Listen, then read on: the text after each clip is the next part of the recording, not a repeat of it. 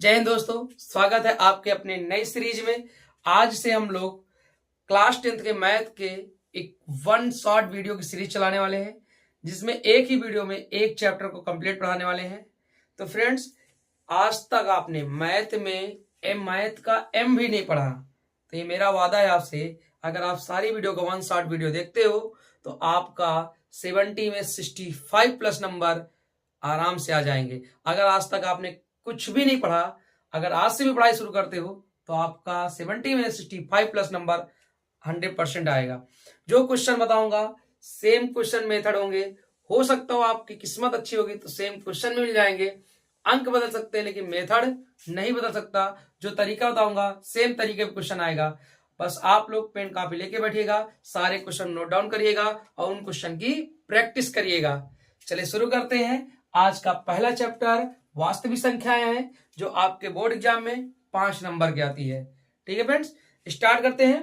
तो पहला क्वेश्चन है कि 616 और 32 का एचसीएफ बताइए।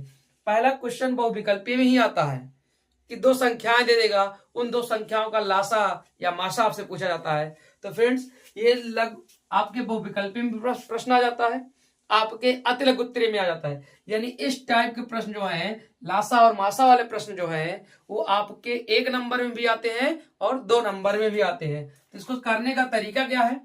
जैसे पहला सवाल है, क्वेश्चन आपका इधर लिखा है, मैं सवाल करके इधर मिटाता जाऊंगा। ठीक है, तो पहले सवाल का सोल्यूशन है बेटा कि 616 और 32 का लासा चाहिए। तो 616 का हम लोग निकाल लेंगे, पहले गुणनखंड कर लेंगे। गुणनखंड करेंगे, 2 से काटेंगे, 2 तिहाई 6। अब देखो 2 में 1 का पहाड़ा नहीं जाता तो 2 अंक लेना पड़ेगा, 2 अंक लेना पड़ेगा तो 0 बढ़ाना पड़ेगा। एग्जाम में जब भी क्वेश्चन आएंगे ना, आसान होंगे, लॉजिकल होंगे, क्योंकि यहाँ अधिकांश लोग गलती कर देते हैं, 2 तिहाई 6 कर देते हैं और 2 8 16 कर देते हैं, 38 लिख देते हैं, जो कि गलत है। बेटा 2 तिहाई 6 होगा लेकिन 1 में पहाड़ा नहीं जाएगा तो 2 अंक लेने के लिए 0 बढ़ाना पड़ेगा। तो 2 तिहाई 6 और 0 बढ़ा दिए, अब जाएगा 2 8 16। ठीक, फिर 2 से काटेंगे, 2 1 कम 2, 1 बचा, 2 पंचे 10, 2 चौको 8। फिर 2 से काटेंगे, 2 7 14, 1 बचा, 2 7 14। फिर काटेंगे 7 से बेटा 11 आ जाएगा, फिर 11 से काटेंगे 1 आ जाएगा। ठीक है, इसी तरह 32 का निकालेंगे बेटा कि 2 1 कम 2, अब यहाँ 1 बचा 12 जाएगा, 2 छंग 12, फिर 2 8 16, फिर 2 चौको 8, फिर 2 दूना 4, फिर 2 1 कम 2। अब इसको अगर आपके ऑप्शनल है तो ऑप्शनल कर लीजिएगा, अतिलघु उत्तरीय आएगा तो ऐसे ही करना है। फिर लिखेंगे 616 का गुणनखंड क्या बना बेटा, 2 गुणे 2 गुणे 2 गुणे 7 गुणे 11। अब फिर 32 का गुणनखंड क्या बना बेटा, 2 गुणे 2 गुणे 2 गुणे 2 गुणे 2, 2 कितनी बार, 5 बार। हमें इसका क्या चाहिए बेटा, एचसीएफ चाहिए। क्या चाहिए, एचसीएफ। एचसीएफ मतलब कॉमन लेना है। क्या लेना है, कॉमन। इनमें कॉमन क्या क्या है बेटा, इन दोनों में 2 दिख रहा है, 1 2 और है, 1 2 और है। अब आगे देखो, यहां तक 1 2 दिखा, इसमें भी 1 2 दिखा, इसमें भी 2 दिखा, लेकिन आगे कॉमन नहीं है। जब आगे कॉमन नहीं है तो नंबर आगे नहीं उतरेगा। अब इन्हीं मल्टीप्लाई कर लेंगे बेटा, तो 2 दूना 4 दूनी 8, एचसीएफ हमारा क्या आ जाएगा, 8 आ जाएगा। उम्मीद करूंगा समझ में आया होगा आपको पहला सवाल।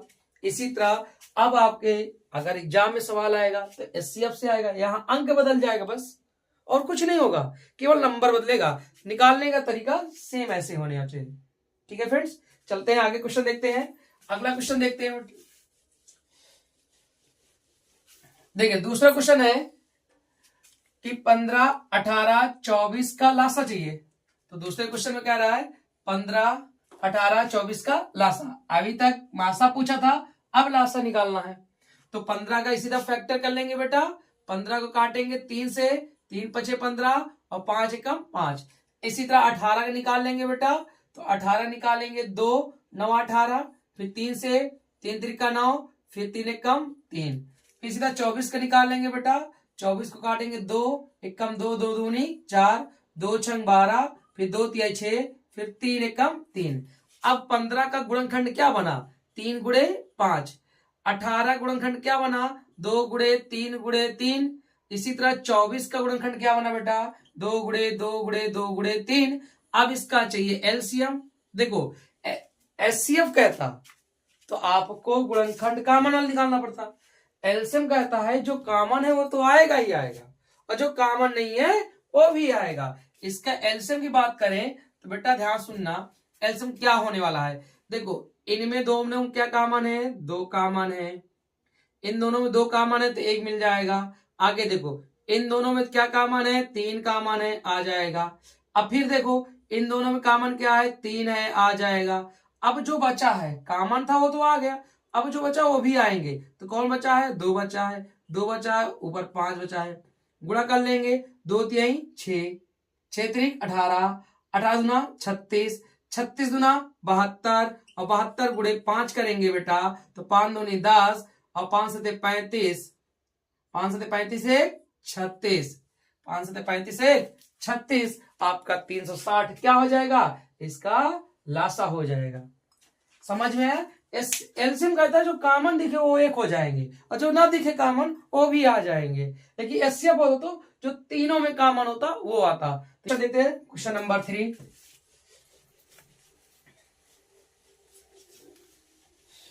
हमने पहला क्वेश्चन और दूसरा क्वेश्चन आपको समझा दिया और उम्मीद करूंगा आपको समझ में भी आया होगा कि लासा मासा कैसे निकाला जाता है। ठीक है, इसका एक तरीका और भी है कि आप तीनों का एक साथ निकाल सकते हो, जैसे 15, 18, 24 इनका एक साथ लासा निकाल सकते हो, कोई प्रॉब्लम नहीं। 3 से 2 से काट देते 15 आ जाएगा, दोनों 18, 12 आ जाएगा, फिर 2 से काटते 15 आ जाएगा, 9 आ जाएगा, 6 आ जाएगा, फिर 2 से काटेंगे 15, 9, 3 आ जाएगा, फिर 3 से काटेंगे 3 पछे 15, 3 त्रिका 9, 3 एक कम 3, फिर 3 से 5, 3 1, सो यहाँ पर 1 हो जाएगा, फिर 5 से 1 1 1। अब इसका लास्ट गुणन कर लेंगे, 2 दूना 4, 4 3 12, 2 दूना 4 दूनी 8, त्रिक 24, 24 3 72, पंचे 360। अभी सेम चीज निकाला था तो आप इस तरीके से भी निकाल सकते हो, कोई प्रॉब्लम नहीं, आंसर सेम ही आएगा, आंसर में कोई कुछ डिफरेंस नहीं होगा। ठीक है, चलिए अब सवाल नंबर तीसरा देखते हैं। सवाल नंबर तीसरा कह रहा है संख्या 144 के अभाज्य गुणनखंड। कभी कभी पूछ लेता है ऑब्जेक्टिव में कि 144 का अभाज्य गुणनखंड बताओ, 156 का बताओ, ऐसे करके बहुत सारे नंबर दे देगा। अभाज्य गुणनखंड मतलब लासा निकालना है, यानी तीसरे सवाल का 144 का लासा निकालना है। ऐसे काटो, 2 7 14, 2 दूनी 4, फिर से 2 तिहाई 6, 1 2 छंग 12, फिर से 2 से 2 18 में 36, फिर 2 से 2 9 18, फिर 3 से 3 त्रिका 9, फिर 3 एक कम 3। अब इसका मतलब क्या हुआ, इसका अभाज्य गुणनखंड मतलब 2 कितनी बार आया, 1 2 3 4, 2 की पावर 4, 3 कितनी बार आया, 2 बार, यही हमारा इसका क्या होगा, अभाज्य गुणनखंड होंगे। बस 2 की पावर 4 गुणे 3 की पावर 2। कभी कभी एग्जाम में 144 जगह 156 दे देता है, उसका निकालना पड़ेगा, 216 दे देता है, उसका निकालना पड़ेगा, तो आराम से निकाल सकते हो। हमने पहले ही कहा था यहाँ अंक बदल जाएगा, लेकिन अभाज्य गुणनखंड में यही लासा निकाल के पावर में लिखना है। ठीक है, अब देखो जैसे तीसरा था वैसे ही चौथा है, क्यों, क्योंकि इसका दूसरा रूप है 3125 को घातांक के रूप में लिखना है, मतलब इसी फॉर्मेट में लिखना है। सवाल बदल गया, तरीका एक ही है, घातांक बोले तब भी ऐसे लिखना है, अभाज्य गुणनखंड बोले तो ऐसे लिखना है। ठीक है, अब ध्यान सुनो, अगर ऑप्शन में ये नहीं मिलता तो आपको ये मिलेगा, 2 कितनी बार लिखा जाएगा, 4 बार, 3 कितनी बार लिखा जाएगा, 2 बार, ये तो ये रहेगा ऑप्शन में या फिर ये रहेगा, दो में से कोई एक रहने वाला है। ठीक है, चलिए अब सवाल नंबर चौथा कह रहा है 3125 को घातांक के रूप में लिखो, तो 3125 का लासा निकालेंगे बस, तो 5 से काटे, 5 छंग 30, 1 5 दूनी 10, 50 25, फिर 5 से काटो, 5 एकम 5, 1 6, 5 दूनी 10, 50 25, फिर 5 से काटो, 5 दूनी 10, 50 25, फिर 5 से काटो 50 25, फिर 5 से काटो फिर। अब ये घातांक कितने 5 हैं, 2 3 2 5, यानी 5 की पावर 5 है, इसका घातांक के रूप क्या हुआ, 5 की पावर 5 हो गया। कितना आसान सवाल है, लासा निकालना है बेसिक सा, और सोचो इस चैप्टर से 5 नंबर आपके फिक्स होने वाले हैं, आज की वीडियो से 5 नंबर आपको मिलने वाले हैं। और आज के बाद आपको पहला चैप्टर दोबारा पढ़ने की जरूरत नहीं पड़ेगी, ये मेरा वादा है आपसे। ठीक है, चलिए अगला सवाल देखते हैं। सवाल नंबर 5 कह रहा है कि यदि संख्याएं 306 657 का एचसीएफ 9 है तो 306 और 657 का लासा बताओ। बेटा ध्यान सुनना, ये जो दिया ना ये संख्या है और ये मासा है और लासा निकालना है। ये दो दो बार देकर विद्यार्थी को कंफ्यूजन में डालता है। ये केवल नंबर है और इसका कोई महत्व तो नहीं है। तो दो नंबर है, मासा है, लासा निकालना है। तो इस सवाल में एक सूत्र काम आता है, याद रखना। सूत्र ये काम आता है कि पहली संख्या गुणे दूसरी संख्या बराबर एलसीएम गुणे एचसीएफ। ये आपका काम आएगा जब कभी दो संख्या पता हो, लासा पता हो, मासा निकालना हो, दो संख्या पता हो, मासा पता हो, लासा निकालना हो। मतलब इन चार वैल्यू में से तीन वैल्यू पता होगा। तो अब ये संख्या ही तो है 306 और 657 क्या संख्या ही तो है। तो पहली संख्या 306 रख देंगे, दूसरी संख्या 657 रख देंगे, बराबर बेटा मासा दे रखा है तो लासा निकालना है। मासा में 9 से गुणा कर देंगे। अब बताओ अगर मैं 9 से इसको भाग करूं, 9 एक कम 9, इधर काटूंगा 9 त्रिक 27, 3 30, 9 चौक 36 और गुणे 657 बचेगा, बराबर इधर एलसीएम बचेगा। अब आप इनको मल्टीप्लाई कर लीजिएगा, वही हमारा आंसर है। तो आप इसको मल्टीप्लाई करोगे, ये आपका काम है। गुणा करना तो आपको आता ही है ना, दोनों को मल्टीप्लाई करके लिख देना है यहाँ पर, वही आपका आंसर हो जाएगा। समझ में आया कि नहीं है? अगर गुणा करना नहीं आता तो मैं करके लिख देता हूं बेटा। तो आप 657 को कितने से गुणा करना है? 34 से। 4 से गुणा करेंगे, 4 7 28, हासी लाइन 2, 4 पंचे 20 2 22, हासी लाइन 2, 4 छंग 24 2, 4 छंग 24 24 2 26। फिर से देख लेते हैं, 4 7 28 के 8, हासी लाइन 2, 4 पंचे 20 2 22 के 2, हासी लाइन 2, 4 छंग 24 2 26। 3 से काटेंगे, 3 7 21, 3 पचे हासी लाइन 2, 3 पचे 15 2 17, हासी लाइन 1, 3 छंग 18 1 19। अब जोड़ लेंगे तो बेटा ये 8 आ जाएगा, यहाँ पर 8 हो जाएगा, यहाँ पर 2 1 3 हो जाएगा, यहाँ 7 7 6 13 हो जाएगा, 9 2 11 1 12 हो जाएगा और 1 1 2 हो जाएगा। यानी ये हमारा क्या आ जाएगा? आंसर आ जाएगा। आया समझ में? एकदम आसान सा सवाल है। ये सूत्र याद रखना, कई बार बहुविकल्पीय प्रश्न पूछा जाता है, एकदम आसान सा है। इसी तरह फॉर्मेट पर एक सवाल दिया है, सवाल ये है, सवाल नंबर 8 सेम इसी सूत्र पर है। सवाल नंबर 8 सेम इसी सूत्र पर है। सवाल नंबर 8 देखो, यदि संख्या 65 है और 117 है, सॉरी सवाल नंबर 8 ना, ये दिया है। मासा बेटा 99 153 का मासा 9 है और लासा पूछा है। तो सेम बताओ, ये ब्रेकर में जो लिखा रहता है ना, ये संख्या ही होती है। ब्रैकेट में जो लिखा है संख्या ही है। यानी पहली संख्या क्या है? अगर सवाल नंबर 8 को मैं हल करूं तो पहली संख्या हमारी क्या है? 99 है। दूसरी संख्या क्या है? 153 है, बराबर ये क्या है? इसके पहले नाम देखो किसका लिखा है? मासा है। इसका मतलब क्या है? मासा। तो लासा निकालना है और मासा 9 दे रखा है। कितना आसान सा सवाल है। और ये ऑब्जेक्टिव में क्वेश्चन रहता है, आप उठा के देखिएगा 2023 24 25 का पेपर, एक क्वेश्चन जरूर रहता है। 9 से काटेंगे इसको, 9 एक कम 9, 9 एक कम 9, 11 गया।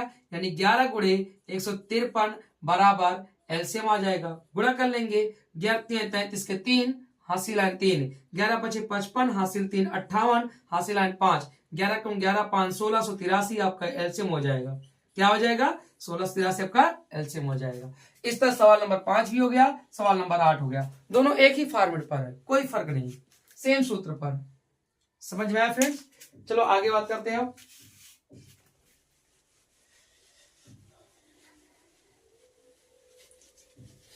सवाल नंबर 6 और 7 देखते हैं। अब सवाल नंबर 6 देखिएगा। सवाल नंबर 6 में कह रहा है, वह छोटी छोटी संख्या बताओ जिसके 35 56 91 से विभाजित करने पर प्रत्येक दशा में शेषफल 7 बचे। तो बेटा याद रखना, ये छोटी छोटी संख्या बताना है, ये ऑब्जेक्टिव प्रश्न में आता है। तो छोटी छोटी संख्या बोले तो हमेशा याद रखना आपको इसका लासा निकालना है। क्या निकालना है? लासा निकालना है। और लासा निकाल के प्रत्येक दशा से बचे 7, तो 7 को जोड़ देना है। यानी लासा निकालना है और शेषफल को जोड़ देना है। तो छोटी छोटी संख्या के लिए फॉर्मेट क्या बनेगा बेटा? तो छोटी से छोटी संख्या के लिए, छोटी से छोटी संख्या के लिए क्या फॉर्म बनेगा, हम लोग एलसीएम निकालेंगे और प्लस रिमाइंडर को हम लोग जोड़ देंगे। क्या जोड़ देंगे, रिमाइंडर को जोड़ देंगे, एलसीएम निकाल के रिमाइंडर को जोड़ देंगे, यानी 35, 56, 91 का लास्ट निकालने वाले हैं। चलो निकालते हैं, 35, 56, 91 का लास्ट निकालते हैं, एक साथ निकाल लेते हैं।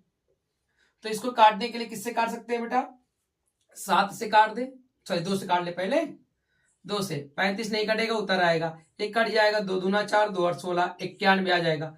फिर काटेंगे 2 से, 35 आ जाएगा, ये 14 आ जाएगा, फिर 91 आ जाएगा। फिर काट दे 2 से, 35 आ जाएगा, ये 7 आ जाएगा, ये 91 आ जाएगा। फिर 7 से काटते हैं, 7 से नहीं 5 से, 5 से काटते हैं, 5 7 35, 7 आ जाएगा, 91 आ जाएगा। फिर 7 से काटते, 7 1 7, 7 1 7, 13 से आ जाएगा। फिर 13 से 1 1 1, अब गुणा कर लेते हैं बेटा, 2 दूनी 4, 4 दूनी 8, 8 5 40, 40 7 280, 40 7 कितना होता है 280, और गुणे कितना करना है 13, गुणे कितना करना है 13, तो 13 शून्य लासा आ जाएगा, 13 शून्य शून्य, 13 अट्ठे 104, 13 अट्ठे 104, 104 के 4 लिखेंगे, कैरी आया आपका 10, फिर 13 दूना 26, 26 और 10 36, यानी 3640 आपका एलसीएम हुआ, और रिमाइंडर दे रखा है 7, और प्लस 7 कर लेंगे तो 3647 हमारा क्या हो जाएगा, आंसर हो जाएगा। क्या हो जाएगा, आंसर हो जाएगा। छोटी छोटी संख्या कहेगा तो उसके लिए फॉर्मेट क्या है, एलसीएम निकालेंगे, रिमाइंडर जोड़ेंगे, हमारा आंसर होगा। कोई डाउट, कोई प्रॉब्लम बेटा, ठीक है। चलो अगला सवाल देखते हैं। इसके बाद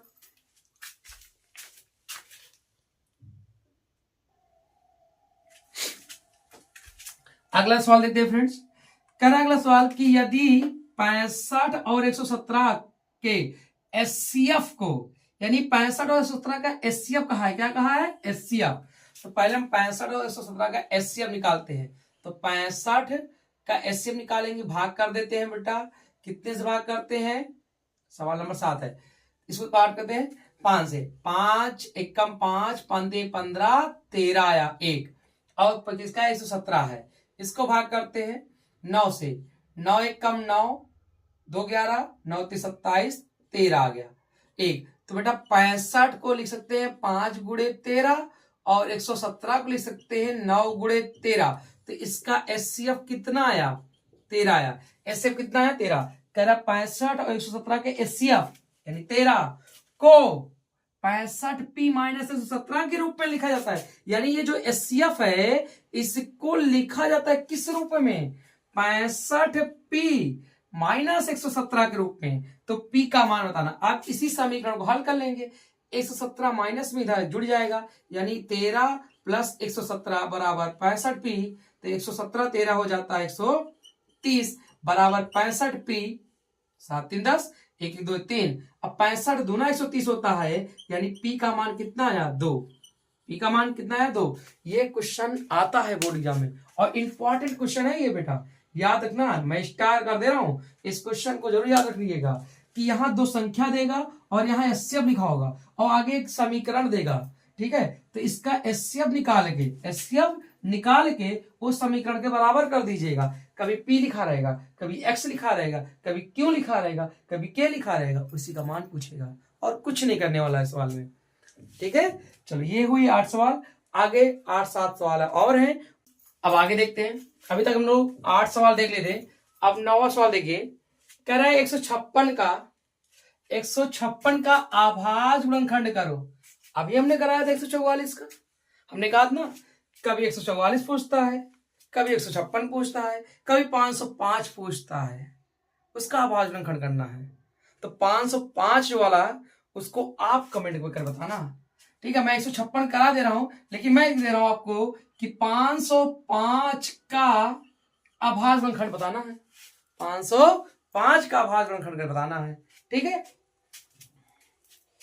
तो ये आप कमेंट में करके मुझे बताइएगा इसका गुणनखंड क्या होगा, ठीक है। इसका गुणनखंड कमेंट में कर बताना, मैं 156 करा दे रहा हूं, ठीक है। तो जैसे 9 नंबर सवाल है, 156 का लासा निकालेंगे, 2 से भाग करेंगे, 2 8 16, सॉरी 156 का लासा निकालेंगे, 2 से भाग करेंगे, 2 7 14, और फिर 2 8 16। ठीक है, अब फिर 2 से काटेंगे, 2 तिहाई 6, 2 9 18।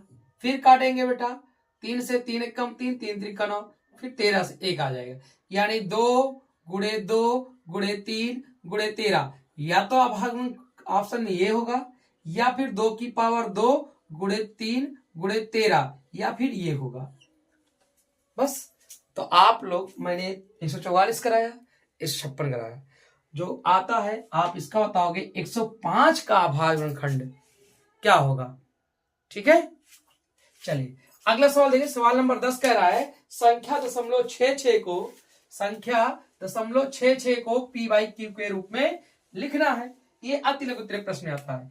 तो हम जो दिया है सवाल नंबर 10 में, इसको मानेंगे x बराबर 0.6666 ऐसे करते जाएंगे। अब क्या करेंगे, इसमें दोनों पक्षों में 10 से गुणा करेंगे, दोनों पक्षों में 10 से गुणा कर देंगे। गुणा करने पर तो ये बन जाएगा, ये समीकरण 1 मान लेंगे, 10 से गुणा करेंगे 10x बराबर 10 से गुणा करेंगे तो 6.66666 से बढ़ता जाएगा, समीकरण 2 बन गया। अब 1 व 2 को घटा देंगे, तो जैसे ही घटाएंगे, ध्यान सुनना, जैसे ही घटाएंगे तो माइनस माइनस हो जाएगा, ये माइनस 9x बचेगा, इधर ये माइनस, देखो दशमलव के बाद 6 जीरो हो जाएगा, जीरो हो जाएगा, यानी -6 बचेगा, और ये माइनस माइनस प्लस बन जाएगा। x बराबर क्या आ गया, 6/9 आएगा। इसको काटेंगे तो 3 दूनी 6, 3 त्रिका 9, यानी x का मान देखो p बाई क्यू के रूप में आ गया 2/3।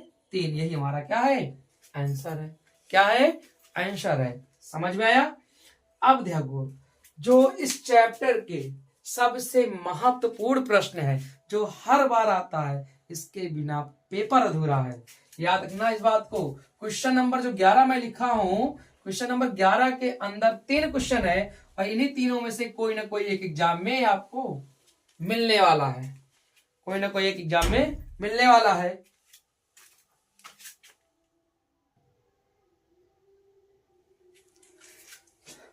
तो फ्रेंड्स, इन्हीं तीनों में से एक क्वेश्चन आपके एग्जाम में रहने वाला है। बहुत इंपॉर्टेंट क्वेश्चन है, इसको जितने स्टार दे सकते हो उतने स्टार दे दो, क्योंकि इन्हीं 3 में से आपके बोर्ड एग्जाम 2026 में मिलने वाला है। ठीक है, तो इन तीनों को हल कराने से पहले अब आप एक चीज और, इसमें सबसे जरूरी बात बेटा ध्यान से रखना, ये थोड़ा टफ हो जाता है ये वाला, और ये दोनों आसान है। क्यों, क्योंकि इसमें बताता हूं आपको लिखना क्या है। पहली सवाल के देखना, 11 के नंबर की सवाल की पहली सवाल, तो लिखेंगे बेटा माना, ये सब में लिखना है। माना पहले सवाल में क्या है, √2, यहाँ अपर में क्या है, पर में मानेंगे। माना 3√2 एक प्रमेय संख्या है जो p बाई क्यू के बराबर है। अब आगे लिखेंगे बेटा ब्रैकेट में q नॉट इक्वल 0, और लिखेंगे p कामा q क्या है, अभाज्य है। क्या है, अभाज्य है, ये लिखना पड़ेगा आपको। अब देखो, हमने माना कि ये किसके बराबर है, p बाई क्यू के बराबर, प्रश्न अनुसार डाल देंगे बेटा और हल कर देंगे। p बाई क्यू बराबर 3√2 लिख देंगे, 3√2 लिख देंगे, कोई प्रॉब्लम। अब आपको कुछ नहीं करना है, खत्म। एक तरफ प्रमेय बनाना, एक तरफ अप्रमेय, इसमें टाइम लगेगा, लेकिन इसमें टाइम लगने वाला नहीं है। तो बताओ, √2 ऐसे रहने दो, 3 को इधर लेके चले आओ, तो p बाई 3 क्यों हो जाएगा। हुआ कि नहीं हुआ, बताओ, हुआ ना। अब यहां लिखें क्या, √2 देख रहे हो, एक अप्रमेय संख्या है, जबकि p बाई 3 क्यों है। अरे भाई, ये अंश बटे हर में प्रमेय है, तो क्या कभी कोई प्रमेय संख्या वो अप्रमेय संख्या के बराबर होगी, कभी नहीं हो सकती, इम्पॉसिबल है। ये दोनों कोई कॉमन फैक्टर भी नहीं है, ये रूट में आ ही नहीं सकता। तो हम यहां लिखेंगे उपरोक्त से स्पष्ट है कि p बाई 3 क्यों एक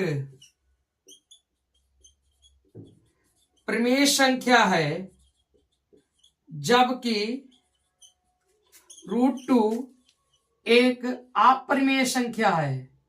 क्या है, अप्रमेय संख्या है जो एक दूसरे के विरोधाभास के कारण विरोधाभास के कारण अब आगे लिखेंगे, विरोधाभास के कारण लिखेंगे क्या है बेटा, √32 एक अप्रमेय संख्या है, बस इतना लिखोगे आपको 2 मार्क्स मिल जाएगा। इसी तरह अगला करना है और कुछ नहीं करना है। अगले में क्या करना है, ध्यान समझ लो, सब कुछ यही रहने वाला है। सबको देखो मिटा क्या कर रहे हैं, मतलब ये मिटेगा और ये मिटेगा, ठीक, और यहां पर ये मिटेगा। तो अब यहां पर क्या आएगा, क्या लिखे, 2 - √5 एक अपरिमेय संख्या है, एक परिमेय संख्या है जो p/q के बराबर है, q not equal 0, p comma q सहाभाज्य संख्या। अब लिख देंगे फिर वही चीज, p/q बराबर 2 - √5। अब √5 इधर लेके चले जाओ, p/q इधर लेके चले जाओ, प्लस बना लो, √5 बराबर 2 - p/q, इसी हल कर लो, √5 बराबर बेटा आ जाएगा 2q - p/q। फिर वही चीज लिखेंगे, उपरोक्त कथन से स्पष्ट है कि, अब यहां बदल देंगे, क्या आ गया है, 2q - p/q एक परिमेय संख्या है, जबकि रूट इधर क्या बचा है 5 एक अपरिमेय संख्या है जो एक दूसरे के विरोधाभास के कारण है। अब यहां लिख देंगे क्या, 2 - √5 एक अपरिमेय संख्या। ये देखो, मतलब एक याद कर लिए ना लैंग्वेज, दूसरा बस चपकाना है और कुछ नहीं है, ठीक है। उम्मीद करूंगा ये दोनों सवाल समझ में आया होगा आपको, ठीक। अब देखते हैं तीसरा सवाल। हाँ, तीसरा सवाल थोड़ा लेंदी हो सकता है, वो लंबा जाएगा। जब कभी भी सवाल में आपसे अगर 2 पद दिए हैं, 1 2 1 2 ऐसे करके, तो आप सिंपल से करना है, सबको एक तरफ करना है, अपरिमेय वाले एक तरफ करना है। लेकिन जब कभी केवल √2 दिया हो, √3 दिया हो, √5 दिया हो, तब आपको सवाल हल करना ही पड़ेगा। अब थोड़ा लंबी होने वाला सवाल है, क्यों बड़ा हो जाएगा, तो यहां लिखेंगे, माना √2 एक अपरिमेय संख्या है जो p/q के बराबर है, फिर ब्रैकेट लिखे q not equal 0, p comma q क्या है, सहअभाज्य है। सहअभाज्य मतलब दोनों कोई कॉमन फैक्टर नहीं है, मासा एक है। तो अब लिखेंगे बेटा p/q बराबर √2। अब लिखेंगे दोनों पक्षों में, ऐसे सेम करना है, दोनों पक्षों में वर्ग करने पर, रट लो एकदम से, वर्ग करने पर तो हो जाएगा p² / q² बराबर 2। तो अब यहां लिखेंगे बेटा, ध्यान सुनना, क्या लिखेंगे, p² बराबर 2q², ठीक है। तो आगे भी लिखेंगे q² बराबर p²/2, ये बना है समीकरण 1। इसमें देखो p² 2 से विभाजित है, सहभाज्य मतलब उनका मासा 1 है, तो p² 2 से विभाजित, यहां लिखेंगे समीकरण 1 में p² 2 से विभाज्य है, तो p भी 2 से विभाज्य होगा, 2 से क्या होगा, विभाज्य होगा। इसका मतलब p को काटने वाला नंबर 2 है, p को काटने वाला नंबर कौन है, 2 है। तो अब आगे देखो, इसके आगे अब लिखेंगे, फिर मानेंगे, क्या मानेंगे, मानेंगे ये बेटा कि अब मानेंगे, यहां पर ध्यान सुनो, p को मानेंगे कि मानेंगे p बराबर k, 2k, क्या मानेंगे, p बराबर 2k मानेंगे। माना p बराबर 2k लेके चलते हैं, तो इसको मान का समीकरण 1 में रखने पर, का मान समीकरण 1 में रखने पर। तो जैसे रखेंगे क्यू स्क्वायर बराबर 2k का होल स्क्वायर बाई 2 आ जाएगा। अब इधर देखो, तो जैसे हो जाएगा क्यू स्क्वायर बराबर 4k स्क्वायर बाई 2 हो जाएगा।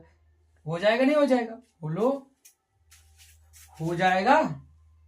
ठीक है, अब देखो ये 2 कम 2, 2 दूनी 4 आ जाएगा, 2 दूनी 4 आ जाएगा। अब इसको काटेंगे, क्यू स्क्वायर बराबर 2k स्क्वायर, तो बताओ k स्क्वायर बराबर क्या आ जाएगा, क्यू स्क्वायर बाई 2 आ जाएगा। ये बन गया समीकरण 2। अब यही चीज सेम लिखेंगे, जैसे यहाँ p को काटा था वैसे यहाँ q काटेगा। तो लिखेंगे क्यू स्क्वायर 2 से विभाज्य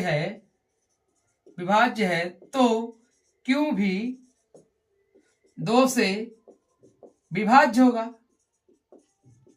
विभाज्य होगा। इसका मतलब यहां देखो, मैंने यहां सभाज्य माना था कि पी और क्यू सभाज्य है, मतलब उनमें कोई कॉमन फैक्टर नहीं है। कॉमन फैक्टर केवल एक है, अर्थात मासा क्या है, एक है, मासा एक है। लेकिन ये चीज बताओ, पी को काट रहा है 2 और क्यू को भी काट रहा है 2, तो यहाँ तो मासा 2 आ गया।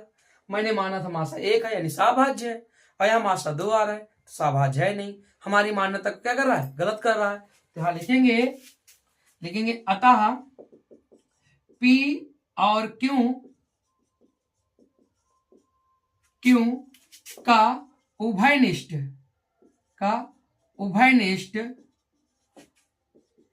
गुणनखंड 2 है, जो हमारी मान्यता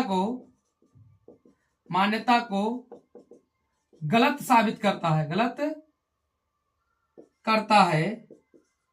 इसलिए √2 एक क्या है, अपरिमेय संख्या है। बस इतने लिखना है, यानी दोनों का उभयनिष्ठ फैक्टर ला देना है, एक के बजाय कुछ और 2 ला देना है, जो हमारी मान्यता क्या कर देगा, गलत कर देगा। इसलिए √2 एक क्या है, अपरिमेय संख्या। हमने परिमेय मान के हल किया था, लेकिन आ गया अपरिमेय। कोई प्रॉब्लम ऐसे करके। अब मान लो √3 आता तो यहाँ 3 होता, यहाँ 9 होता, यहाँ 3 होता, यहाँ पर 3 होता, यहाँ पर 3k होता, मतलब √3 आएगा तो √2 जहां जहां है वहां 3 बन जाएगा, √5 आएगा जहां जहां 2 है वहां 5 बनता जाएगा। बस और कुछ नहीं करना है, सवाल ये सेम चलती हैं। उम्मीद करूंगा कि आपको ये अच्छे से समझ में आया होगा। अब एक सवाल है, इसको रफ कर देते हैं। सवाल है 12 और 13 नंबर सवाल। 12 और 13 नंबर सवाल कह रहा है, ध्यान सुनो, ये सवाल आते हैं ऑप्शनल में, ये आपके ऑब्जेक्टिव में आते हैं। कहां आते हैं, ऑब्जेक्टिव में प्रश्न आते हैं कि अपरिमेय संख्या और परिमेय संख्या क्या है। 4 ऑप्शन दे देगा। कैसे आएगा, पहला कहेगा निम्न में से कौन अपरिमेय है, निम्न में से कौन अपरिमेय है, तो ऑप्शन ए लिख देगा √7, ऑप्शन बी लिख देगा √4, ऑप्शन सी लिख देगा √9, ऑप्शन डी लिख देगा √16। तो अब कौन अपरिमेय है। अब मेरी बात सुनो, अपरिमेय संख्या उसे बोलते हैं जिसका हम रूट निकाल ना पाए। सिंपल सी बात, सिंपल सी परिभाषा है, आपने पढ़ा होगा P बाई Q के रूप में लिख पाए। मैं कह रहा हूं याद रखना, आपको एग्जाम में सही आंसर पाना है ना, बस याद रखना, अपरिमेय संख्या उसे बोलते हैं जिसका हम रूट ना निकाल पाए, वो रूट में ही फंसा रह जाए, यानी जेल के अंदर बंदी रह जाए। तो 4 का वर्गमूल तो निकल आता है 2 होता है, 9 का निकल आता है 3 होता है, 16 का निकल आता है 4 होता है, लेकिन क्या 7 का वर्गमूल निकलता है, नहीं निकलता। तो जिसका वर्गमूल ना निकाले पाए वो फंस जाए, यानी पूर्ण रूप से ना आए, दशमलव छोड़कर पूर्ण रूप से ना आए, दशमलव में आ सकता है इसका आंसर, लेकिन पूर्ण रूप से नहीं आएगा। तो जब कोई पूर्ण रूप से ना आए, इसका वर्गमूल ना निकले, समझ जाओ ही अपरिमेय संख्या है। तो कौन है अपरिमेय संख्या, कौन है, √7 है। अपरिमेय के लिए क्या होगा, इसका उल्टा, जिसका रूट निकाल पाए, यानी ये तीनों क्या है, परिमेय है, ये अपरिमेय है। समझ में आई बात। एक क्वेश्चन पूछा था यहाँ पर, याद रखना, पाई वाले सब लोग जानते हो। तो पाई क्या है, पाई एक अपरिमेय संख्या है, पाई क्या है, एक अपरिमेय संख्या है। कभी पूछ लेता है क्वेश्चन में, पाई है परिमेय संख्या, अपरिमेय संख्या, प्राकृतिक संख्या, इनमें से कोई नहीं। तो पाई एक क्या है, अपरिमेय संख्या है। ठीक है, अगला सवाल है, लास्ट सवाल आज का, किसी परिमेय संख्या के समतुल्य परिमेय संख्या। तो एक क्वेश्चन आया हुआ कि संख्या समतुल्य परिमेय संख्या जो होती है अनंत होती है। कितनी होती है, अनंत। किसी भी परमेय संख्या के समतुल्य अनंत परमेय संख्या हो सकती है। कितनी होती है? अनंत। और क्वेश्चन पूछा जाएगा कि दो परमेय संख्याओं के बीच में कितनी परमेय संख्या होती है? तो दो परमेय संख्याओं के बीच में भी क्या होती है? अनंत परमेय संख्या होती है। दो अपरमेय संख्याओं के बीच में कितनी होती है? अनंत परमेय संख्या होती है। तो फ्रेंड्स, आज इस वीडियो के माध्यम से आपका पहला अध्याय वास्तविक संख्या कंप्लीट होता है। उम्मीद करूंगा सारे कॉन्सेप्ट समझ में आए होंगे और आज की वीडियो से आपका 5 नंबर पक्का हो जाएगा बोर्ड एग्जाम में।